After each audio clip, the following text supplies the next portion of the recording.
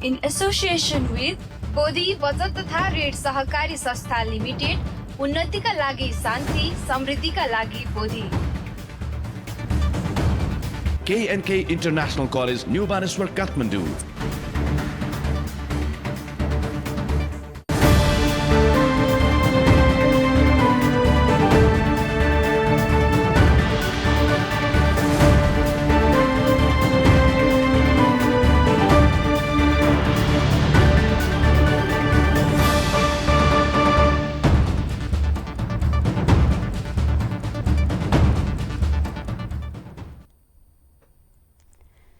नमो तस्स भगवतो अरहतो सम्मा सम्बुद्धस्स। बोधी समाचारमा स्वागत छ। सुरु गरौँ अहिलेसम्मका मुख्य समाचारहरूबाट। सिन्धुपाल्चोकमा भएको बुद्ध मूर्ति तोडफोडमा संलग्नलाई तत्काल कारबाही गर्न अखिल नेपाल भिक्षु महासंघद्वारा सरकारको ध्यानकर्षण। समाजमा शान्ति नचाहनेहरूले सम्प्रदाय भट्काउन खोजेको महासंघको आरोप। भगवान बुद्धको मूर्ति तोडफोड घटनाप्रति सम्पदा संरक्षण अभियन्ताहरूको आपत्ति। बुद्ध मूर्ति लगायत सम्पदाको उचित संरक्षण गर्न सरकारसँग माग। नेपालमा पर्यटन प्रवर्धन गर्ने उद्देश्यले नाटाले काठमाडौँमा 23औं नाटा कन्भेन्सन गर्ने। पर्यटन प्रवर्धनको लागि पर्यटन सम्बन्धी ऐनलाई पर्यटन मैत्री बनाउन नाटाको माग। काठमाडौँको ऐतिहासिक चारुमती बिहार सरकारी व्यवस्थाले ओझेलमा पर्दै। आवश्यक प्रचार प्रसार गरे स्वदेशी तथा विदेशी पर्यटकको लागि आकर्षक गन्तव्य स्थल बन्ने। र सिङ्गापुरमा बौद्ध धर्मावलम्बीहरूको आँकडा बढ्दो। बिहार तथा गुम्बाहरूमा हुने बुद्ध शिक्षा अध्ययनमा अनुयायीहरू आकर्षित। बुद्ध जयन्ती लक्षित तयारी सुरु।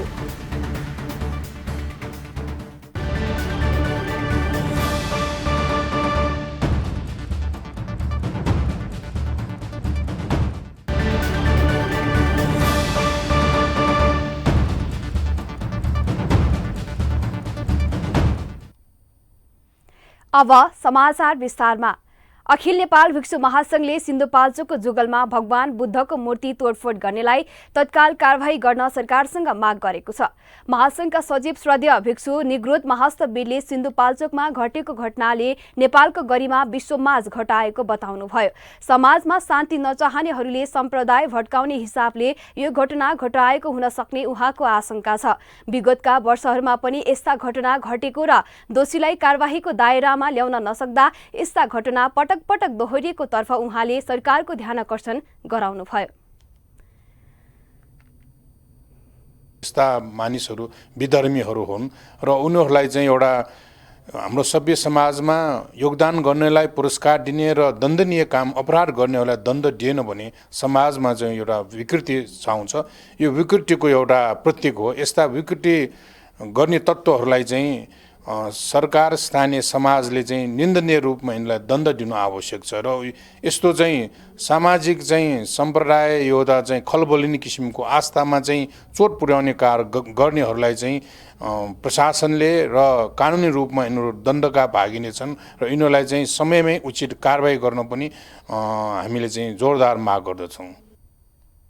नेपाल भगवान गौतम बुद्ध सगरमाथा र मौलिक संस्कृतिको कारण नै विश्वमा चिनिने गरेको उल्लेख गर्दै यो कुरामा दखल दिने तत्त्वलाई परास्त गर्नुपर्ने पनि महासंघले जनाएको छ। जुगलमा घटेको यो घटनाप्रति विभिन्न राजनीतिक दल, भिक्षु महासंघ, बौद्ध समाज लगायत विभिन्न संघ संस्थाले आपत्ति जनाएका छन्। सिन्धुपाल्चोकमा भगवान बुद्धको मूर्ति तोडफोड भएपछि अहिले चौतर्फी त्यसको विरोध भइरहेको छ। विश्वले मानिरहेको भगवान बुद्धको मूर्ति सिन्धुपाल्चोकमा तोडफोड गरिनुबाट लज्जित हुने काम भएको छ। घटनाबाट सम्पदा संरक्षण अभियन्ताहरू समेत चिन्तित भएका छन्। उनीहरूले संरक्षणमा सरकारको ध्यानकर्षण गराएका छन्। एक रिपोर्ट।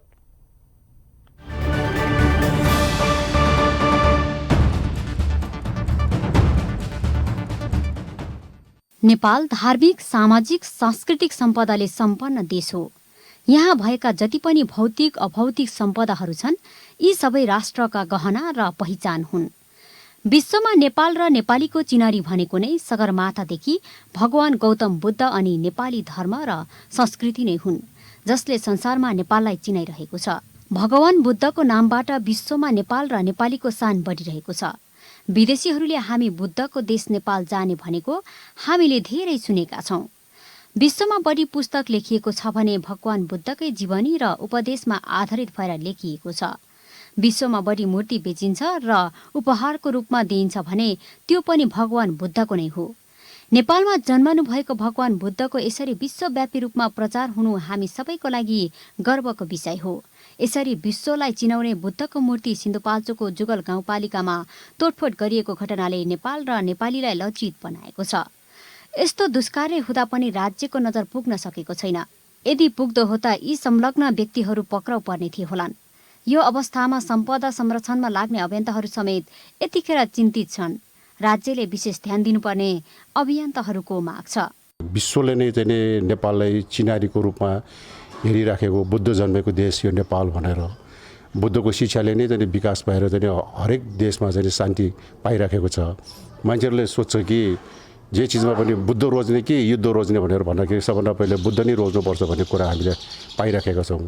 यस्तो अवस्थामा पनि अब जुन सिन्धुपाल्चोकमा चाहिँ जुन अब बुद्धको मूर्ति जुन पर्यटकको हिसाबले त्यहाँ चाहिँ निर्माण गरिएको, त्यस्तो चाहिँ एकदम नेपालको चाहिँ अभिन्न अङ्ग हुनुपर्छ बुद्धको मूर्ति भन्ने बेलामा त्यसलाई त सम्मानपूर्वक हामीले राख्नुपर्ने ठाउँमा कुनै त्यस्तै चाहिँ अब उत्श्रृङ्खल व्यक्तिहरूले गएर त्यो बुद्धको मूर्तिलाई चाहिँ तोडफोड गरेर जुन अब त्यसलाई चाहिँ अव्यवस्थित ढङ्गले गरियो, त्यसमा चाहिँ हामी सम्पूर्ण नेपाली दाजुभाइहरूलाई नै दुःख लागेको कुरा हो। यसअघि रूपन्देहीको तिलोत्मा नगरपालिका क्षेत्रको सिद्धार्थ राजमार्गमा राखिएका भगवान बुद्धको मूर्ति पनि तोडफोड भएको थियो। सम्पदा संरक्षण कार्य प्रभावकारी नभएको कारण राज्यले नै सहयोग गर्नुपर्ने अर्को अभियन्ता गणपति लाल श्रेष्ठ बताउनुहुन्छ। बुद्धको ज्ञान भने त हामीले जति सक्छ त्यति फैलाउन सक्नु पनि पर्छ र त्यो ठाउँमा जुन किसिमले अज्ञात समूहले चाहिँ जसरी तोडफोड गर्यो भन्ने घटनाहरू चाहिँ आयो हैन, त्यो चाहिँ दुःख लाग्दो कुरा हो र जति सक्दो सरकारले भने चाहिँ यसलाई तत्काल कारबाहीको दायरामा ल्याउने र यसलाई जति सक्दो हदैसम्मको चाहिँ कारबाहीको अगाडि बढाउनु पर्छ। अहिले हामी अगाडि बढिरहेकै छौँ हैन, तर हाम्रो यहीँ भएको मूर्तिहरू नै यदि असुरक्षित हुन्छ भने त्यो सुरक्षितको ग्यारेन्टी गर्नु त सरकार हुन सक्नु पर्यो। यसरी बुद्धको मूर्ति तोडफोड गर्नु बुद्ध धर्मको विरोधीहरूले हुन सक्ने कतिपयको बुझाइ छ। नेपालमा कुनै धर्मले पनि एक अर्कोमा विरोध गरेको पाइँदैन। त्यसमा भगवान बुद्धको मूर्तिप्रति आक्रोश देखाउनु पर्ने कुनै कारण पनि छैन। यो घटनाले धर्म विरोध गर्न खोजेको आशंका उब्जिएको छ। जसरी अरू देशमा चाहिँ धर्मको नाममा धेरै नै युद्ध हुन्छ, धेरै जनधनको क्षति पनि भएको छ, तर नेपालको सन्दर्भमा त्यस्तो चाहिँ भएको चाहिँ इतिहास हामीले पाउँदैनौँ। यो संसारमा एउटा अलग्गै विशेषता भएको देश भयो। तर आजकल चाहिँ यस्तो एक धर्मले अर्को धर्मलाई थिचोमिचो गर्ने, तोडफोड गर्ने चलन यो चाहिँ भइआएको देखिन्छ। यो एकदम नराम्रो कुरा हो। धर्मको विरोधमा गएर अनि एक आपसमा यो धार्मिक चाहिँ द्वन्द निम्त्याउनको लागि एउटा रचेको एउटा प्लान योजनाबद्ध रूपमा गरेको जस्तो देखिन्छ। यो जुगल गाउँपालिका 7 मा रहेको भगवान बुद्धको मूर्ति 20 लाख रुपियाँ खर्चेर बनाइएको थियो। मुन्थली डाँडामा 3 वर्ष लगाएर 5 फिटको आकर्षक बुद्ध मूर्ति सहित अन्य परम्परागत संरचना ठड्याइएको थियो। तर बुद्धको मूर्ति मात्र नभएर अन्य परम्परागत संरचना पनि फुटाएर ध्वस्त पारिएको छ। पर्यटकीय प्रबन्धनको उद्देश्य बोकेर बनाइएको भगवान बुद्धको मूर्ति तोडफोड हुँदा स्थानीय बासिन्दा पनि आक्रोशित बनेका छन्। यस्तै अवस्था रहेमा नेपालकै ऐतिहासिक सम्पदाहरू मासिने त होइन भन्नेमा चिन्ता बढेको देखिन्छ। त्यसैले सम्पदा संरक्षणको लागि स्थानीय जनता र राज्य गम्भीर बन्न जरुरी छ। क्यामेरामा हरि लोहनीको साथमा Leelamaya Thatal, Kathmandu. Nepal association of tour and travel agent नाटाले यही चैत्र 16 गते काठमाडौँमा 23औं नाटा कन्भेन्सन गर्ने भएको छ। नेपालमा पर्यटन व्यवसायलाई प्रवर्धन गर्ने उद्देश्यले नाटाले सरकारवाला सबै पक्षको सहभागितामा काठमाडौँमा नाटा कन्भेन्सन गर्न लागेको हो। कार्यक्रममा पर्यटन व्यवसायी, पर्यटनविद, राजनीतिक व्यक्ति तथा सरकारी अधिकारीहरूको सहभागिता हुनेछ। हरेक वर्ष यस्तो कन्भेन्सन हुँदै आएकोमा कोरोना संक्रमणको महामारी फैलिएपछि विगत 2 वर्षदेखि कन्भेन्सन हुन सकेको थिएन। नेपालमा विदेशी पर्यटकलाई भित्राउन नाटाले विदेशका विभिन्न शहरमा पनि यस्तो कार्यक्रम गर्दै आएको छ। विदेशी पर्यटकलाई नेपाल भ्रमण गर्न खुल्ला छ र सुरक्षित छ भन्ने सन्देश दिन पनि यस्तो कार्यक्रम गर्न आवश्यक भएको नाटाका अध्यक्ष अच्युत गुरागाईले जानकारी दिनुभयो। सरकारको पर्यटन मन्त्रालय, परराष्ट्र मन्त्रालय र गृह मन्त्रालयको वेबसाइटमा Nepal is open, free of Covid, we are welcome ready to welcome all the foreign tourist भनेर चाहिँ नि सबभन्दा पहिलो म्यासेज दिनुपर्ने जरुरी छ। र अर्को दोस्रो कुरा भने चाहिँ नेपालको अहिलेको पर्यटन ऐनलाई तुरुन्तै संशोधन गर्नुपर्ने जरुरी छ र संशोधन गरेर अनि यो प्राइभेट सेक्टर फ्रेन्डली चाहिँ नै पर्यटन ऐन आउनुपर्छ। सबभन्दा मेन कुरो त्यही हो। नाटाका अध्यक्ष गुरागाईले पर्यटन प्रवर्धन सम्बन्धी नेपालको ऐन तत्काल संशोधन हुन जरुरी भएको पनि बताउनुभयो। नेपालको पर्यटन विकासमा नाटाको सहयोग महत्त्वपूर्ण रहँदै आएको छ। नाटाले 80 देशसँग आफ्नो सम्बन्ध विस्तार गरेको छ। नेपालमा पर्यटन प्रवर्धन गर्ने उद्देश्यले चैत्र 16 गते काठमाडौँमा हुने नाटा कन्भेन्सनको बोधी टेलिभिजनबाट प्रत्यक्ष प्रसारण हुनेछ। समाचार अझै बाँकी नै छ, हामी सँगै रहनुहोला।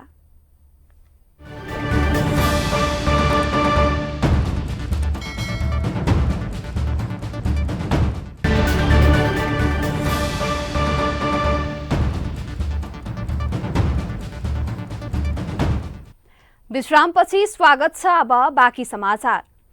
काठमाडौँ उपत्यकाको धेरै बिहारमध्ये चावाहिलको दक्षिण पश्चिम भागमा रहेको चारुमती बिहार पनि पुरातात्विक महत्त्व बोकेको एक ऐतिहासिक बिहार हो। यो बिहार राम्रो पर्यटकीय गन्तव्य स्थल बन्न सक्ने प्रशस्त सम्भावना हुँदाहुँदै पनि प्रचार प्रसारको अभावमा पर्यटकको आँखाबाट ओझेलमा परेको जस्तै देखिन्छ। एक रिपोर्ट।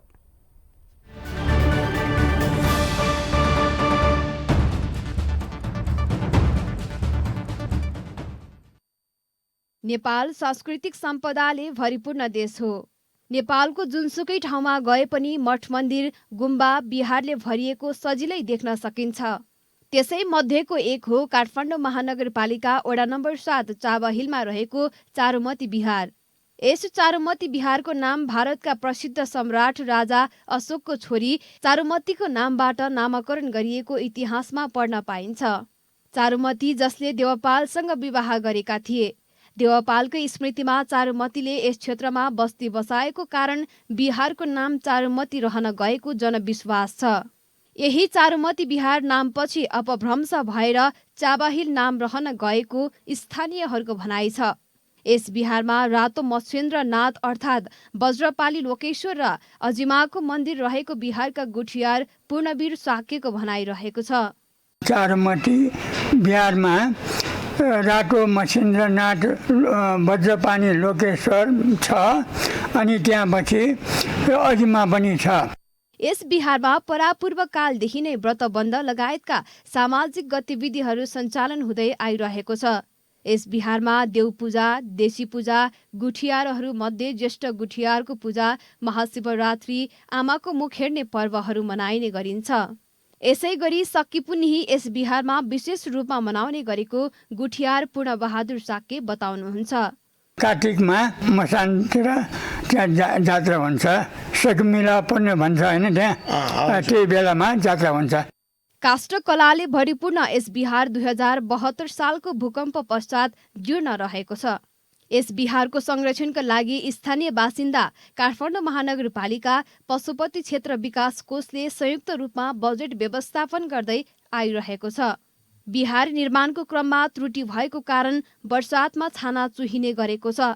आउँदो असार महिना नलाग्दै पुनर्निर्माणको लागि पहल भइरहेको बिहारका गुठियार तथा पुजारी रत्न साक्य बताउनुहुन्छ।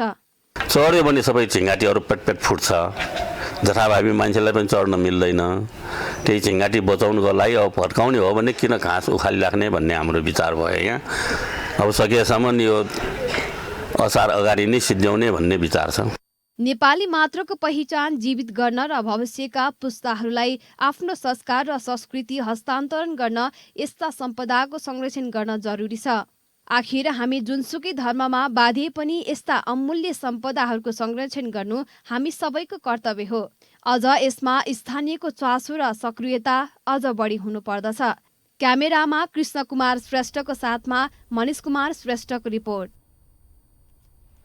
विश्व सम्पदा सूचीमा रहेको काठमाडौँको बौद्ध स्तूपका पुराना लुङटालाई वातावरण मैत्री लुङटाले विस्थापन गरिएको छ।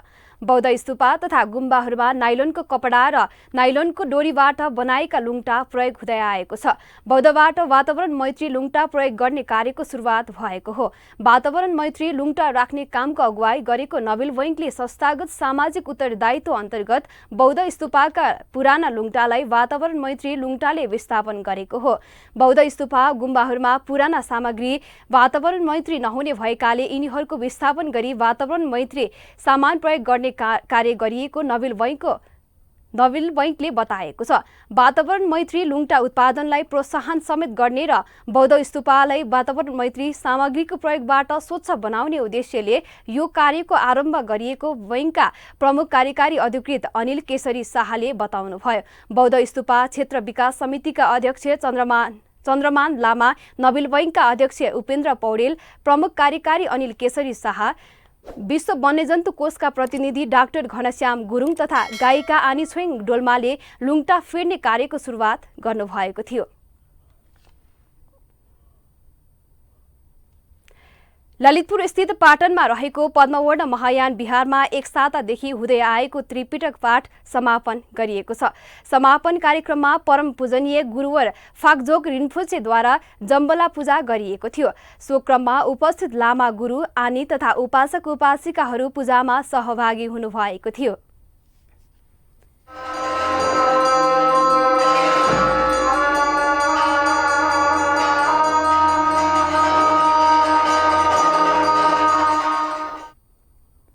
कार्यक्रममा गुरुवर फाक्छोग रिन्पोचेले मूलमर्म बुझेर धर्म गर्दा फल धेरै पाइने बताउनुभयो। साथै मनमा बोधिचित्त नभएमा गरेको दानको पनि फल नपाइने उहाँको भनाइ थियो। समाचार अझै बाँकी नै छ, हामी सँगै रहनुहोला।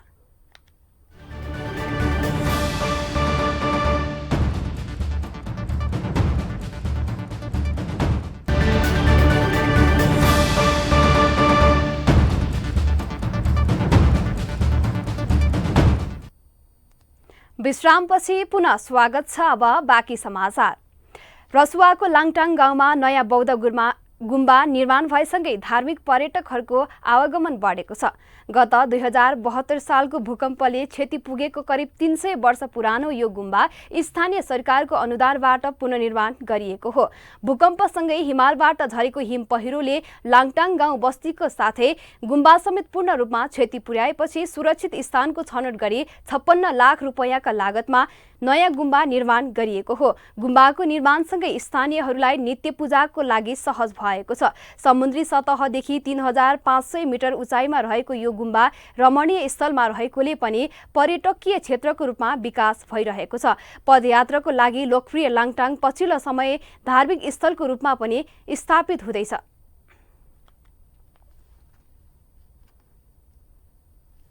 अब अन्तर्राष्ट्रिय समाचार।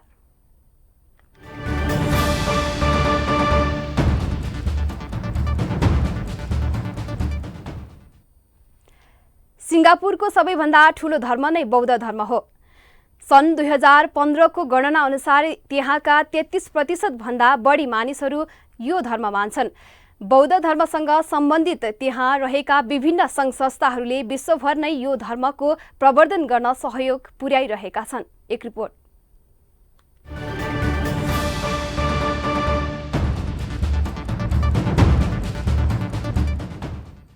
व्यापारिक केन्द्रको रूपमा पहिचान बनाएको सिङ्गापुरमा प्रवासीहरूकै प्रभावले बौद्ध धर्म लोकप्रिय बनिरहेको छ। 2015 को आँकडा अनुसार 33% नागरिक बौद्ध धर्मावलम्बी रहेको भए पनि पछिल्लो समय यो धर्मप्रति नागरिकको आकर्षण बढेकोले आगामी मतगणनामा यो आँकडाले छर्लङ्ग पार्ने देखिन्छ। सिङ्गापुरमा रहेका विभिन्न बौद्ध संगठनमध्ये सिङ्गापुर बौद्ध सङ्घ प्रमुख प्राधिकरणको रूपमा स्थापित छ। यो सङ्घले सिङ्गापुरमा मात्र नभएर विश्वभर बौद्ध धर्म प्रवर्धन गर्ने प्रयास गरिरहेको छ। दोस्रो विश्वयुद्धपछि जापान र चीनमा नागरिकहरू व्यापारको सिलसिलामा सिङ्गापुरमा केन्द्रित हुन थाले। उनीहरूले आफूले मान्दै आएको बौद्ध धर्म सिङ्गापुरमा पनि मान्दै आए। मूलत त्यहाँ बौद्ध धर्म विस्तार हुनुमा प्रवासीहरूको महत्त्वपूर्ण हात रह्यो। आप्रवासीहरूले मान्दै आएको यो धर्मबाट सिङ्गापुरका आदिवासीहरू पनि प्रभावित भए। त्यसपछि यो धर्मलाई स्थापित गर्न विभिन्न विहार गुम्बा तथा बौद्ध शिक्षा पढाइ हुने विद्यालयहरू खुल्न थाले। यी विद्यालय मार्फत बौद्ध धर्मको प्रवर्धन हुँदै गयो। फलत सिङ्गापुरमा अब हुने जनगणनामा आधाभन्दा बढी जनसङ्ख्या बौद्ध धर्मावलम्बीहरू हुने अनुमान गरिएको छ। बौद्ध धर्मावलम्बीहरूको बाहुल्यता रहेकोले यहाँ स्वतन्त्र रूपले बुद्ध जयन्ती मनाउने गरिन्छ। यहाँ बुद्धको जन्म जयन्तीलाई वेशक दिवसको रूपमा मनाइन्छ। यस दिन सरकारले सार्वजनिक बिदा दिने गरेको छ। नेपालमा जस्तै सिङ्गापुरमा पनि बौद्ध विहार तथा गुम्बाहरूमा विभिन्न धार्मिक कार्यक्रमहरू आयोजना गर्ने गरिन्छ। विहार तथा गुम्बाहरूलाई बौद्ध झण्डा लगायत विभिन्न ध्वजा, पताका र बिजुली बत्तीहरूले सिँगारिन्छ। ठूलो सङ्ख्यामा उपासक उपासिकाहरू पूजा, ध्यान र दीप प्रज्वलनमा सहभागी हुन्छन्। उनीहरू बुद्ध प्रतिमा अगाडि बसेर पूजा पाठ र प्रार्थना गर्नुका साथै यहाँका बौद्ध भिक्षु तथा अन्य सर्वसाधारणलाई समेत दान प्रदान गर्छन्। बुद्ध जयन्ती नजिकैसँगै यहाँका विहार तथा गुम्बाहरूलाई सिँगार्ने काम सुरु भएका छन्। News desk Bodhi television. हामी समाचारको अन्त्यमा आइपुगेका छौं। बिदा हुनु अघि मुख्य समाचार पुनः एकपटक। सिन्धुपाल्चोकमा भएको बुद्ध मूर्ति तोडफोडमा संलग्नलाई तत्काल कारबाही गर्न अखिल नेपाल भिक्षु महासंघद्वारा सरकारको ध्यानकर्षण। समाजमा शान्ति नचाहनेहरूले सम्प्रदाय भट्काउन खोजेको महासंघको आरोप। भगवान बुद्धको मूर्ति तोडफोड घटनाप्रति सम्पदा संरक्षण अभियन्ताहरूको आपत्ति। बुद्ध मूर्ति लगायत सम्पदाको उचित संरक्षण गर्न सरकारसँग माग। नेपालमा पर्यटन प्रवर्धन गर्ने उद्देश्यले नाटाले काठमाडौँमा 23औं नाटा कन्भेन्सन गर्ने। पर्यटन प्रवर्धनको लागि पर्यटन सम्बन्धी ऐनलाई पर्यटन मैत्री बनाउन नाटाको माग। काठमाडौँको ऐतिहासिक चारुमती विहार सरकारी व्यवस्थाले ओझेलमा पर्दै। आवश्यक प्रचार प्रसार गरे स्वदेशी तथा विदेशी पर्यटकको लागि आकर्षक गन्तव्य स्थल बन्ने। र सिङ्गापुरमा बौद्ध धर्मावलम्बीहरूको आँकडा बढ्दो। विहार तथा गुम्बाहरूमा हुने बुद्ध शिक्षा अध्ययनमा अनुयायीहरू आकर्षित। बुद्ध जयन्ती लक्षित तयारी सुरु। समाचार अहिलेलाई सकियो। बोधी टेलिभिजनका सम्पूर्ण कार्यक्रम bodhitv.tv, युट्युब र फेसबुकका साथै मोबाइलमा बोधी टिभी एप डाउनलोड गरेर पनि हामीलाई प्रत्यक्ष हेर्न र पढ्न सक्नुहुनेछ। सकारात्मक सोच र कुशल संस्कारको लागि बोधी टेलिभिजन हेर्दै गर्नुहोला। भवतु सर्वमङ्गलम।